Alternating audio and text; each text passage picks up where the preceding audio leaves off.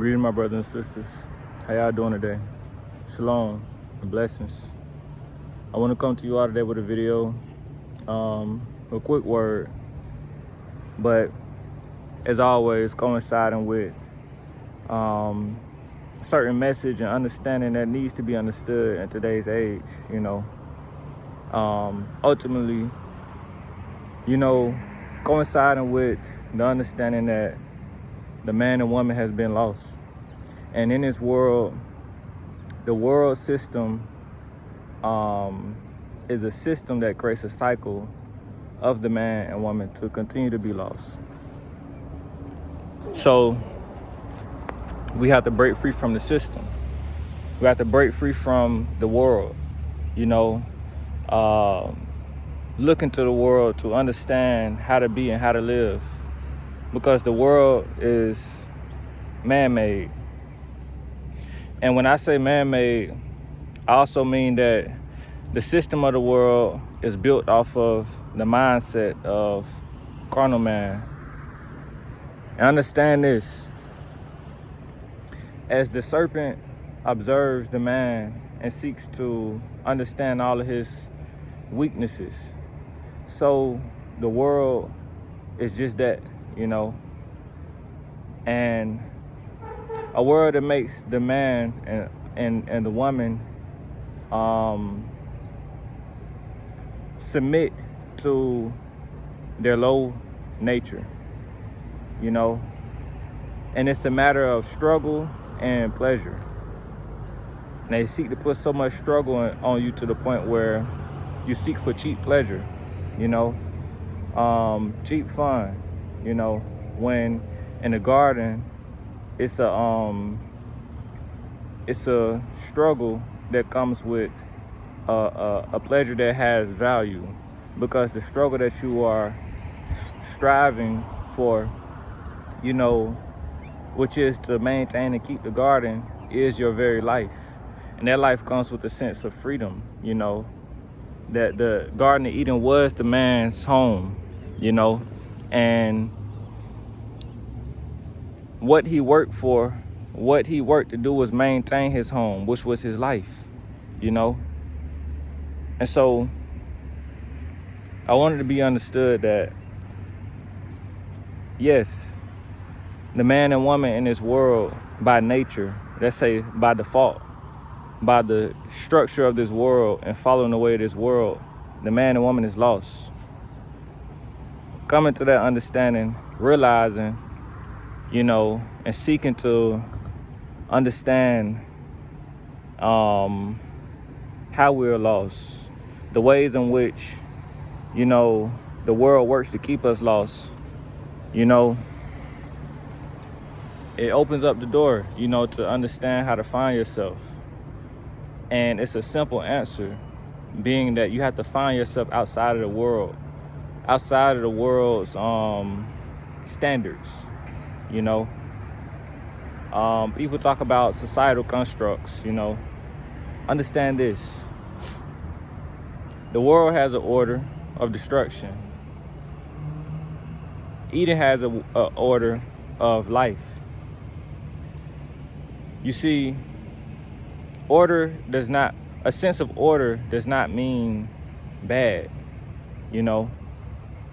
So understand that the dynamic of Eden, intended by the Most High, was that the Most High is first. He is the creator. The man is made, and he is to reverence the creator. The creation must reverence the creation. Seek out the creation. The creation must reverence the creator to understand himself, And not every single creation has that ability.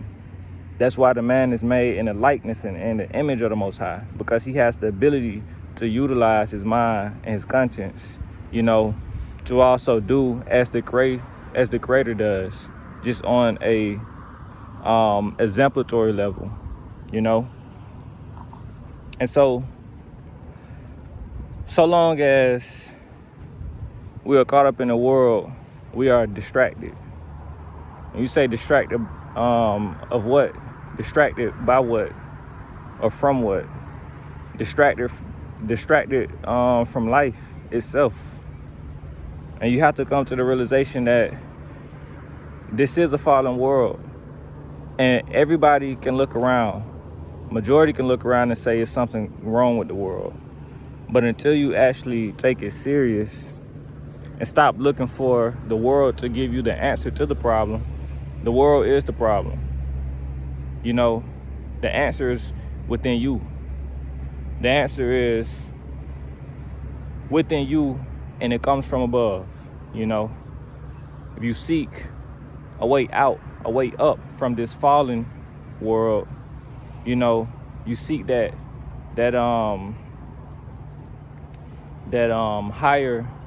higher living. You know, that's just to say the kingdom of heaven, where your mind is not submerged or drowned by this world, but can elevate and rather float and feel at ease, at peace, and just understanding life, and even understanding that this world is not of life, but there's a doorway. There's a doorway out of this world that leads to life, and it does not come, as the word says, the kingdom of heaven is not. It does not come by saying, "Look here, look there," for it is within you. It's within you. You have to find it within you to want out.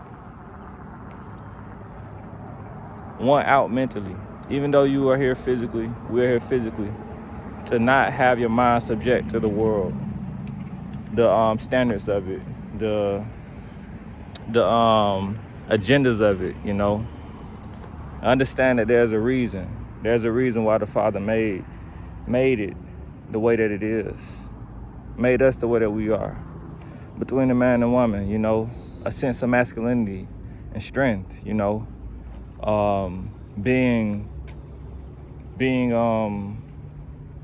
designed to be an example and lead, you know, to pretty much be the first between the man and woman, and therefore be able to teach the woman of the necessities, what needs to be done, you know.